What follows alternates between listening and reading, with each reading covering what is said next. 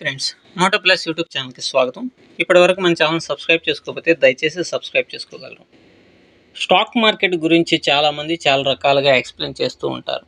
Trainers ఒక రకంగా చెప్తారు, బాగా వారెన్ బఫెట్ లాంటి వ్యక్తులు ఒక రకంగా చెప్తారు, ఇలా చెప్తూ ఉంటారు అన్నమాట. కానీ ఎవరు చెప్పినా వాటి నుంచి సరైనటువంటిది ఏమిటి అనేటువంటి దాన్ని మనం స్వీకరించి దాన్ని మనం ట్రేడింగ్ లైఫ్లో కనుక ఇంప్లిమెంట్ చేసుకోగలిగితేనే స్టాక్ మార్కెట్లో సక్సెస్ అనేటువంటిది ఉంటుంది. అయితే ఈ మధ్య నేను ఒక వీడియో చూశాను. ఎక్కువగా ఇంగ్లీష్ వీడియోస్ చూస్తూ ఉన్నటువంటి సమయంలో ముఖేష్ అంబానీ గారు ఆయన కంపెనీ వాళ్ళతోటి వీళ్ళందరితోటి మాట్లాడుతున్నప్పుడు ఆయన ఒక స్టాక్ మార్కెట్ గురించి ట్రేడింగ్ గురించి చెప్పారు. అయితే ఇక్కడ ఇంట్రాడే ట్రేడింగా లేకపోతే పొజిషనల్ ట్రేడింగ్ అనే దాన్ని పర్టికులర్గా చెప్పలేదు. కానీ ట్రేడింగ్లో ఆయన చెప్పినటువంటి పాయింట్స్ ఏంటంటే, ట్రేడింగ్ అనేటువంటిది it is a ethical thing, gambling కాదు. ట్రేడింగ్ అనేటువంటిది ఒక సైంటిఫిక్ మెథడ్లో చేసుకుంటూ పోతేనే దాంట్లో సక్సెస్ అవుతారు. గ్యాంబ్లింగ్ లాగా గెస్ చేసే విధంగా చేస్తే సక్సెస్ అనేటువంటిది కారు అనేటువంటిది ఒకటి చెప్పారు. అలాగే సరైన సమయంలో ఎంట్రీ అనేటువంటిది తీసుకోవాలి. మరి సరైన సమయంలో ఎంట్రీ అనేది తీసుకోవాలంటే ఆ సరైన సమయం ఏంటి, గోల్డెన్ టైం ఏంటి, ఆ గోల్డెన్ పీరియడ్ అంటారు. ఆ గోల్డెన్ పీరియడ్ ఏంటి అనేటువంటిది ఆయన ఏం పర్టికులర్గా చెప్పలే. కాకపోతే మనం ఆలోచించుకోవాలి. ఇక్కడ సరైన సమయం అని అంటే ఆ లెవెల్స్ దగ్గరికి వచ్చిన దాకంటే చాలామంది ముందుగానే ఎంట్రీ అయిపోతుంటారు. ఎంట్రీ అయిపోవడం ద్వారా ఈరోజు మీరు మార్కెట్ని చూడండి, బాగా పెరిగిందిలే అని చెప్పేసి మీరు షార్ట్ కొట్టారు, మళ్ళీ అక్కడి నుంచి మళ్ళీ వెళ్ళిపోతూ ఉంది. సో స్టాప్ లాస్లు అనేటువంటిది మెయింటైన్ చేసుకుంటేనే ఇట్లాంటివన్నీ చాలా జాగ్రత్తగా చేయగలుగుతారు. ఈరోజు మార్కెట్ ద్వారా బ్యాంక్ నిఫ్టీ 1100 పాయింట్స్ 1200 పాయింట్స్ పెరిగిపోయింది. అదే కనుక 600-700 పాయింట్స్ పెరిగింది, లేకపోతే 1000 పాయింట్స్ పెరిగింది అని అక్కడ కనుక షార్ట్ కొట్టారనుకోండి, ఏమవుతుంది, అది స్టాప్ లాస్ కనుక పెట్టకపోతే మీరు పెట్టిన పెట్టుబడి అంతా మాయమైపోయేటువంటి ప్రమాదం ఉంటుంది.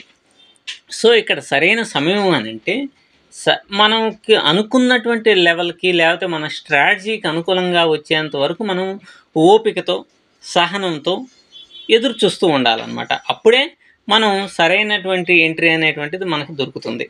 ఇక్కడ ఆయన ఓపిక సహనం అని మనం చెప్పాము, ఆయన కూడా చెప్పారనమాట. మనం ట్రేడింగ్ అనేటువంటిది చేసేటప్పుడు ఓపిక అనేటువంటిది చాలా ఇంపార్టెంటు, సహనం అనేటువంటిది చాలా ఇంపార్టెంటు అని అన్నారు.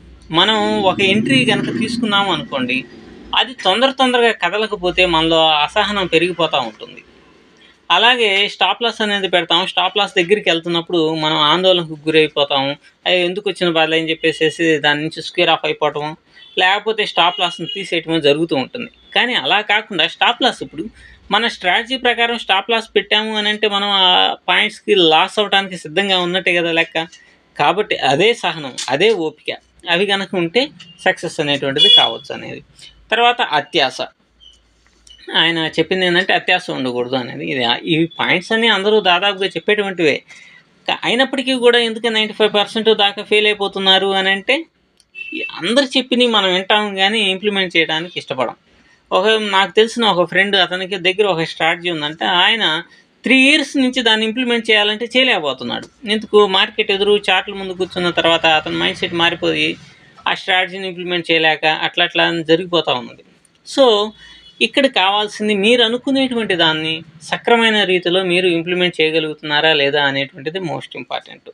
సో ఇక్కడ ముఖేష్ అంబానీ చెప్పినా, ఇంకొకరు చెప్పినా ఈ పాయింట్సే మెయిన్ స్టాక్ మార్కెట్కి కావాలిగా.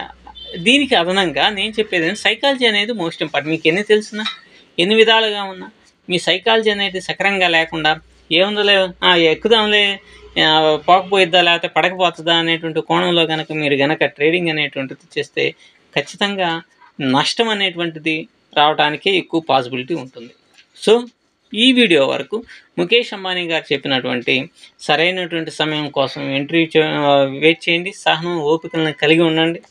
అలాగే పర్ఫెక్ట్ ప్లానింగ్ అనేటువంటిది కూడా ఉండాలి. మనం ఇంతకుముందు ఒక రూల్స్ బుక్ అని చెప్పాము, ఆ ప్రకారం మీరు ఫాలో అవ్వాలి. తర్వాత మెయిన్గా గుర్తుపెట్టుకోవాల్సింది, స్టాక్ మార్కెట్ అనేది నేను చాలాసార్లు చెప్పాను, ఈ గ్యాంబ్లింగ్ కాదు, it is a science, it has some methods.